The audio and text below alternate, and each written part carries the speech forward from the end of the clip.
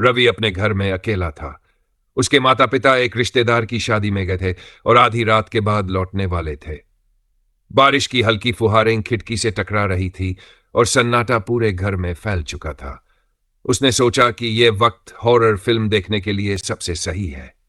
रवि ने कमरे की सारी लाइट्स बंद कर दी। सिर्फ टीवी की हल्की रोशनी पूरे हॉल में फैल रही थी। वह पूरी तरह फिल्म में खोया हुआ था। तभी उसे महसूस हुआ कि पीछे की खिड़की पर कोई हल्की सी परछाई गुजरी है। उसने धीरे से गर्दन घुमाई, मगर वहां कुछ भी नहीं था। पहला अजीब एहसास रात के 9:30 बजे। रवि को अचानक ऐसा लगा जैसे कमरे में कोई और भी मौजूद है। उसके रोंगटे खड़े हो गए। उसने टीवी की आवाज कम कर दी और चारों तरफ ध्यान से देखा। दीवार पर टंगी घड़ी की टिक टिक की आवाज अब उसे बहुत तेज सुनाई देने लगी थी। वह खुद को समझाने लगा, शायद मेरी आंखों का धोखा होगा। लेकिन तभी टिक टिक टिक टिक, घड़ी अचानक रुक गई। खौफ की शुरुआत। रात के 10:15। अचानक टीवी स्क्रीन पर लिखा आ गया। रवि पूरी तरह पसीने में भीग चुका था। घुप अंधेरे में खड़ा, उसका दिल बेतहाशा धड़क रहा था। उसने मोबाइल की टॉर्च ऑन करने की कोशिश की, लेकिन बैटरी खत्म हो चुकी थी। यह सब मेरे साथ ही क्यों हो रहा है? वह बुदबुदाया। तभी पीछे से हल्की सरसराहट हुई, जैसे कोई धीमे धीमे जमीन पर रेंग रहा हो। घर में कोई और था। छुपे हुए डर का सामना। रात के 1:20। रवि ने हिम्मत जुटाई और दीवार के सहारे रेंगते हुए लिविंग रूम की ओर बढ़ा। उसकी सांसें थम गई जब उसने देखा कि टीवी स्क्रीन फिर से ऑन हो गई थी, लेकिन चैनल नहीं आ रहा था। बस एक काली परछाई स्क्रीन पर झिलमिला रही थी। तभी स्क्रीन पर खून से लिखा उभर आया, अब भाग नहीं सकते। आतंक का साया। रात के 1:30 बजे। रवि का शरीर सुन्न पड़ चुका था। वह दीवार से टिककर बैठ गया, लेकिन तभी उसे महसूस हुआ कि दीवार ठंडी और गीली थी, जैसे किसी ने उस पर गीले हाथ रखे हों। उसने धीरे से गर्दन घुमाई। सामने कोई खड़ा था। वह सफेद कपड़ों में लिपटा हुआ था। चेहरा अधूरा दिख रहा था। बस उसकी काली गहरी आंखें रवि को घूर रही थी। रवि चीखना चाहता था, लेकिन आवाज उसके गले में ही अटक गई। मौत का खेल। रात के 2:05। दरवाजे पर जोर से खट खट खट की आवाज। पापा आ गए क्या? रवि हिम्मत करके दरवाजे की ओर भागा और झट से खोल दिया। बाहर कोई नहीं था, लेकिन जैसे ही उसने मुड़कर देखा, वही सफेद परछाई अब एकदम उसके सामने थी। धड़ाम! रवि जमीन पर गिर पड़ा। उसकी आंखों के सामने अंधेरा छा गया।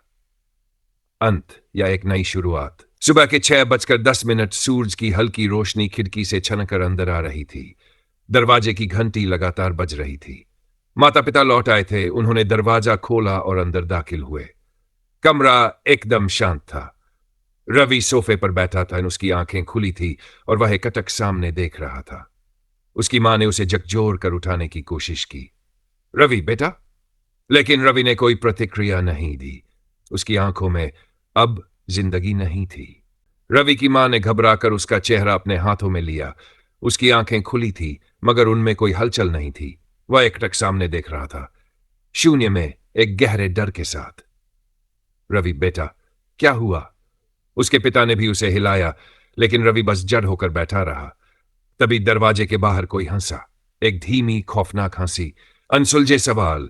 सुबह के 6:30। रवि के माता पिता गए। उन्होंने गिरमाता जी के बाहर देखा। कोई नहीं था, लेकिन उनके पैरों के पास मिट्टी के गीले निशान थे, जैसे से कोई अभी अभी अंदर आया हो। तभी रवि की मां ने कांपते हुए उसके गले में हाथ रखा। उसका शरीर बर्फ सा ठंडा था, लेकिन वह जिंदा था।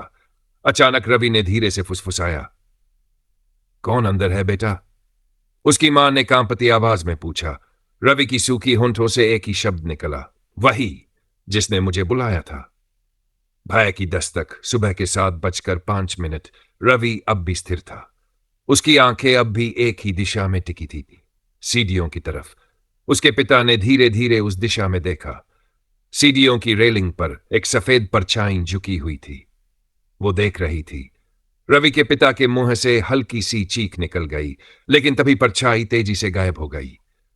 उन्होंने झट से रवि को खींचा और गाड़ी में बैठाकर अस्पताल की ओर भागे। डॉक्टर की हैरानी। सुबह के 8:50। अस्पताल में डॉक्टर ने रवि का चेकअप किया। उसकी नब्ज धीमी थी, मगर शरीर में कोई चोट या बीमारी का निशान नहीं था। लेकिन एक अजीब बात थी। डॉक्टर ने गहरी सांस ली और रवि के माता पिता की ओर देखा। यह बच्चा किसी गहरे सदमे में है। यह डर के कारण अपनी आवाज और भावनाएं खो चुका है। क्या यह ठीक हो जाएगा? उसकी मां की आंखों में आंसू थे। डॉक्टर ने सिर झुका लिया। यह कहना मुश्किल है, इसके दिमाग में कोई भयानक चीज बस चुकी है। आखिरी चेतावनी। रात के 12:01 रवि को घर ले जाया गया। वह अब भी उसी सोफे पर बैठा था जहां पिछली रात बैठा था, लेकिन अब उसकी आंखें हिलने लगी थी।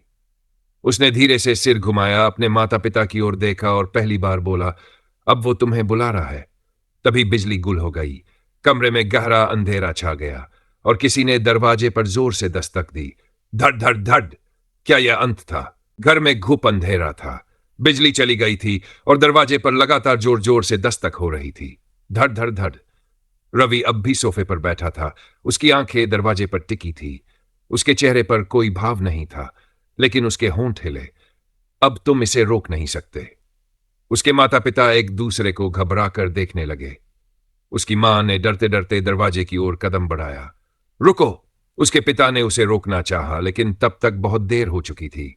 जैसे ही रवि की मां ने दरवाजे का हैंडल पकड़ा, दरवाजा अपने आप जोर से खुल गया। अदृश्य साया। रात के 12:10।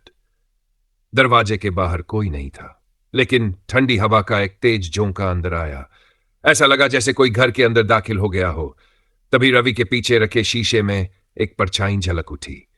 लंबे सफेद कपड़े, बिना चेहरा, बस गहरी काली आंखें। रवि के पिता ने डर कर पलट कर देखा, लेकिन वहां कुछ भी नहीं था। पर शीशे में परछाई अब भी थी और अब वह उनकी ओर बढ़ रही थी। भूत का कब्जा।